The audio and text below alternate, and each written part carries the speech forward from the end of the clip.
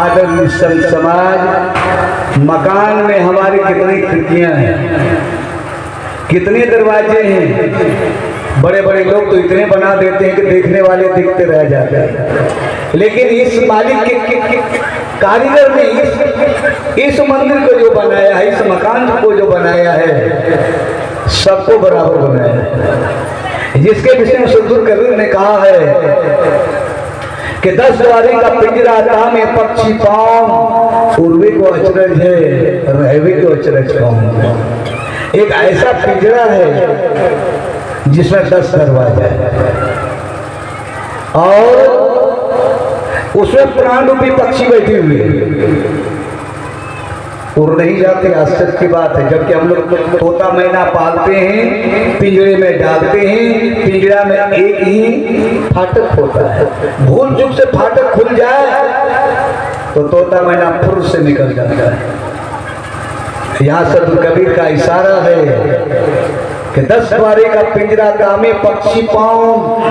पक्षी कैसे? तो पवन रूप में इतनी छोटी जिनको इन आंखों से हम देख नहीं सकते, इतनी बारीक। गुरुदेव कहा करते हैं एक बाल को अगर 1000 बार टुकड़ा किया जाए तो उससे भी बारीक हमारी प्राण रूपी पक्षी है। वो पक्षी हमारे प्राण रूपी पक्षी है। कबीर साहब कहते हैं उपवास फूल की खुशबू के जैसा ये प्राण रूपी पक्षी है जो हमारे हाथ के अंदर है। और इस मकान में 10 दरवाजे हैं, 9 तो खुले हुए हैं और एक बंद है। 9 खुले हुए कौन कौन है? तो 2 आंख, 2 नाक, 2 कान, 1 मुंह, नीचे के 2 दरवाजे, 9 दरवाजे खुले हुए हैं। और इतना बारीक पक्षी से निकल नहीं जाता, कितना आश्चर्य है।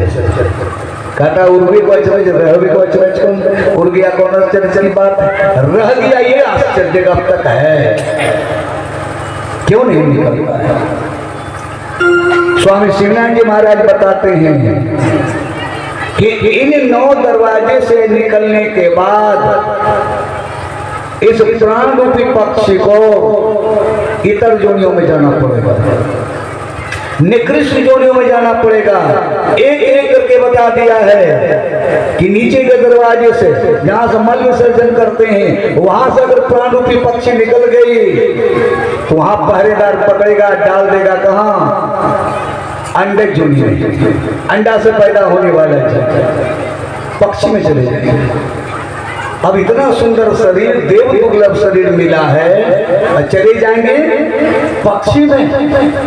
पक्षी को कितना कष्ट है और उसके लिए बाज मंडराता है, नीचे बहेलिया भी उसके प्राण के लिए दिन रात प्रयत्नशील है।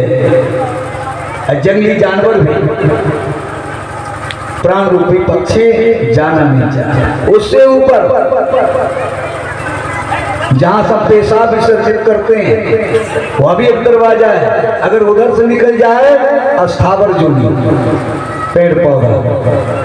कुछ लोग कहते हैं पेड़ पौधा में जीव नहीं होता है। रेलवे लाइन के किनारे में चले जाइए, एक लाजवंती नाम का पौधा है। जैसे उसके करीब जाते हैं, जैसे आभास हो गया कोई आदमी आया है, सिकुड़ जाता है। बहुत सारे लोगों को पता होगा। और जब दूर जाकर के बैठ करके देखे, थोड़ी देर में फिर देखता है कि कोई खतरा नहीं है तो फैल जाता है, पूर्वावस्था में जाता है। जीव नहीं तो कैसे होता है। अफ्रीका में एक ऐसा पौधा पाया जाता है, अगर उसके पास कोई जंगली जानवर चला जाए तो जाल की तरह उसके ऊपर में गिर जाता है। जब तक उसके शरीर का खून खींच नहीं लेता, उसकी मृत्यु नहीं हो जाती, तब तक नहीं छोड़ता है। जनरल नॉलेज में पढ़ के देख लीजिएगा।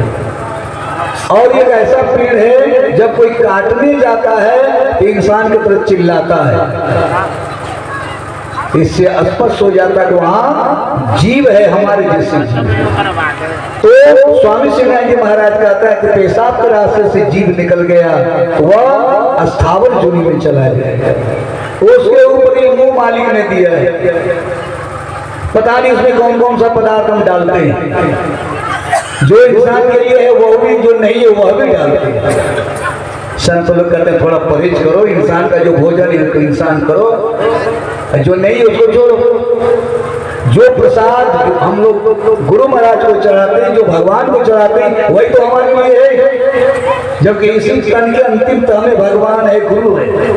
भगवान श्री कृष्ण कहते हैं इस तन के अंतिम ईश्वर सर्वभूतानां हृदय से अर्जुन तिष्ठति, ईश्वर समस्त प्राणी के हृदय प्रदेश में रहते हैं। और ईश्वर कौन सा पदार्थ डालते हैं, इसलिए मुंह को गंदा कर लिए, इस मुंह से दूसरे की निंदा और शिकायत करते हैं।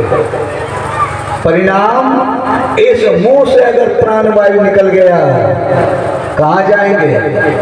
उखमत जोनी। उखमत जोनी किसे कहते हैं? उखमत जोनी वो है गंदी हवा, गंदे वातावरण और नाली से पैदा होने वाला जीव। गंदी नाली में पैदा होने वाला खटमल मच्छर, खटमल तो अब करीब करीब बहुत सारे लोग नहीं देखे खटमल किसे। ढील चील, पहले लोगों को चिलर हुआ करता था जो बदबू से पसीने से पैदा होता था। आजकल माताओं को किसी समाज में देखकर दो चार बैठी हुई एक के पीछे एक और खोज शुरू करते रिसर्च वैज्ञानिक जैसे, ऐसे ऐसे बाल को करते, जब पकड़ा जाता है वो हमारे जैसे जीव है। अब पकड़ने के बाद तब लाता मुकम्मा डर, तब ऊपर से देता है सिल्ला चढ़ाता है, कट से गोलाकार हो गए। हम वहाँ थे कभी, वहाँ हम जाएंगे अगर मुंह से मालिक का नाम नहीं लेते, गुरु नाम नहीं लेते।